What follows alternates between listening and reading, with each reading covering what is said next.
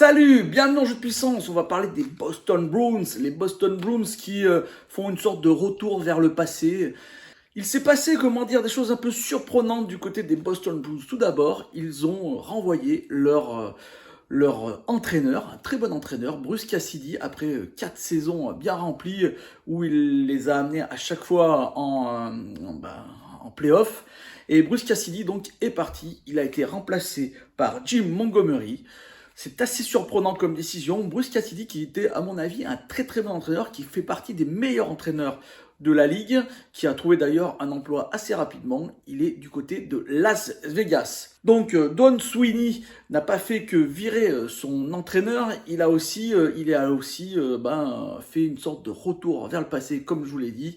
Il allait signer des joueurs très très importants pour l'équipe, mais qui commencent à vieillir, on peut le dire. Il a re-signé Patrice Bergeron, bon, ça c'est plutôt pas mal, parce que franchement Patrice Bergeron est une clé pour cette équipe. C'est un vétéran, il a un certain âge, mais à mon avis, il a encore beaucoup à amener à cette équipe.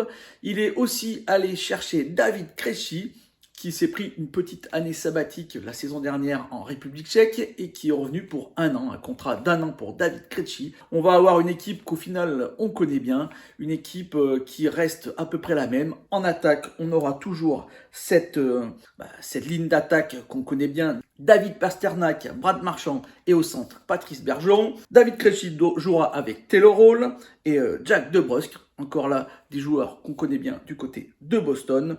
Ils sont aussi récupérés Pavel Zacha, une nouvelle tête là du côté des Bruins, avec Charlie Coyle, Greg Smith, Trent Frederic, Thomas Nosek et Nick Foligno. Donc comme on peut voir, une équipe qui n'a pas beaucoup évolué en attaque. En défense, ils ont fait une belle acquisition la saison dernière du côté des Ducks d'Anaheim avec Hampus Lindholm, et ça c'est vraiment pas mal. Charlie McAvoy reste le meilleur défenseur de cette équipe. On a Matt Kretzlik, Brandon Carlo, Derek Forberg et Connor Clifton. Donc comme vous pouvez voir, ça n'a pas beaucoup évolué et Jim Montgomery restera vraiment avec une équipe qui se connaît très très bien. Les gardiens, on a Jeremy Zwenan et Linus Ullmark. Comme vous pouvez voir, ils n'ont pas re-signé Toukaras qui avait essayé la saison dernière de revenir au jeu, mais il a eu quelques soucis physiques et il a décidé de clore sa carrière de hockeyeur. Maintenant, mauvaise nouvelle pour Jim Montgomery.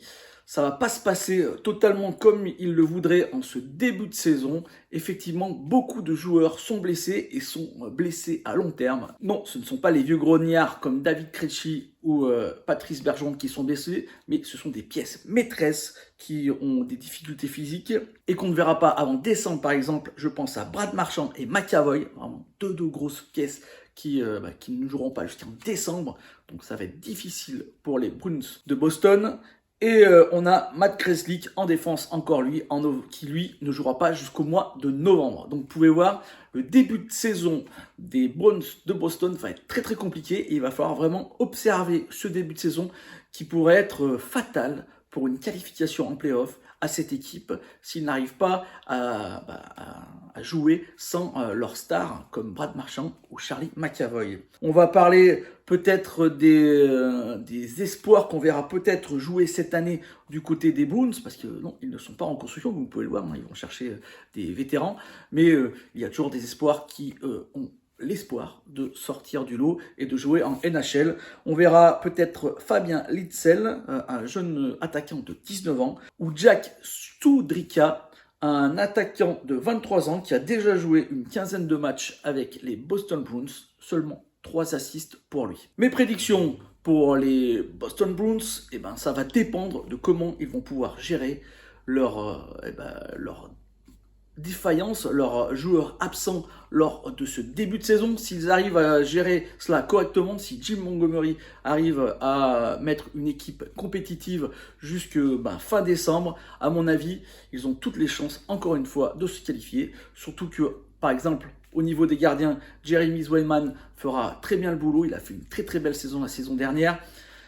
On reste sur des très bons joueurs, même s'ils sont vieillissants. Patrice Bergeron, beaucoup d'équipes aimeraient l'avoir dans son effectif. À mon avis, si Jim Montgomery arrive à trouver de l'alchimie avant ce mois de décembre, on pourra les voir. Malheureusement, si ça n'est pas le cas, ça me paraît compliqué. Parce que si les Boston Bruins n'arrivent pas à enfiler des victoires lors de ces premiers mois de jeu, ensuite on sait que ça peut être compliqué d'aller récupérer ces points perdus en début de saison et donc de rater peut-être la qualification pour quelques points. Ça va être très très compliqué.